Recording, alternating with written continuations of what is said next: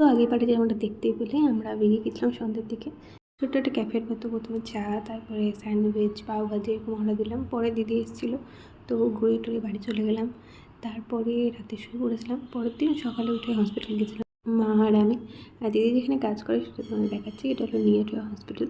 তো এখানে দিদি কাজ করে। অ্যান্ড আমরা ফার্স্টে গিয়ে অনেকক্ষণ বসে থাকলাম। এখানে ভেতরে তো ভিডিও করা অ্যালাউ ছিল না, তো লাঞ্চ করে নিলাম দিদিদের ওখানে। অ্যান্ড তারপরে বেরিয়ে ওখানে সিটি সেন্টার ছিল, ফার্স্টে ঢুকলাম, একটু ঘুরছিলাম। তখন কিছু আমার কাজ ছিল না। আর হ্যাঁ, গেট রেডি হয়নি, আর হোয়াট আই ইট এনার্জি সব আস্তে আস্তে আসবে।